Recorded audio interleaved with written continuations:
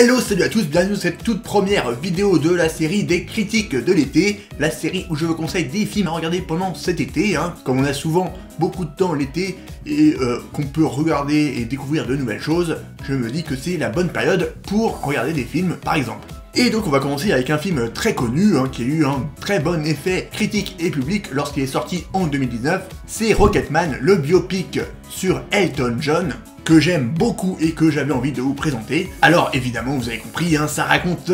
l'histoire de la vie d'Elton John, le chanteur britannique, comment est-ce qu'il a appris le piano, comment il a rencontré son auteur qui lui a écrit toutes ses chansons, ses premiers concerts aux États-Unis. Ouais, ça raconte toute sa vie et ce qui est très bien, il faut le souligner, c'est que Elton John a pris part à la production du film. Et donc, on aurait pu croire qu'il aurait tout fait pour que le film donne une très belle image de lui, sauf que c'est tout le contraire, ça montre aussi bien ses qualités, son talent, et aussi ses défauts, ses parties sombres, par exemple ses addictions, son tempérament parfois colérique, son alcoolémie, ses problèmes avec sa famille, bref, il y avait plein de choses qui auraient pu être effacées, ou du moins être un peu plus nuancé, ce qu'on a par exemple reproché au biopic sur Freddie Mercury, où certains fans ont dit que c'était un petit peu trop enjolivé, un petit peu trop gentil comme biopic, sauf que là je trouve que c'est très réaliste et on sent que c'est très proche de la réalité. Et donc on a vraiment l'impression de découvrir Elton John tel qu'il est, tel qu'il existe réellement. Et donc ça fait très plaisir de voir un biopic comme ça, parce que c'est assez rare au cinéma. Mais ce qui est encore mieux, c'est qu'il y a les chansons d'Elton John évidemment dans le film,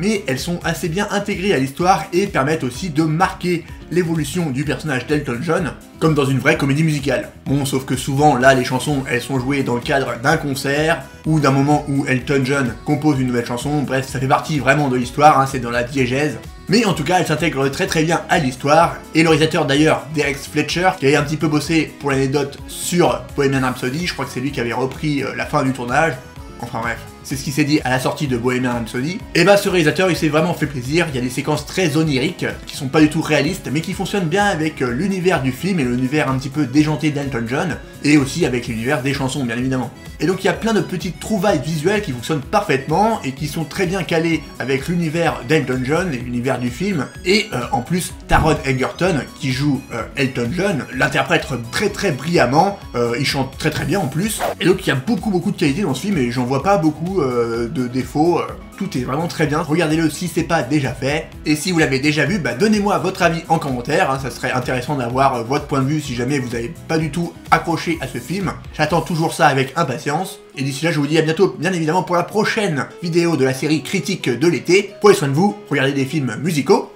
ciao.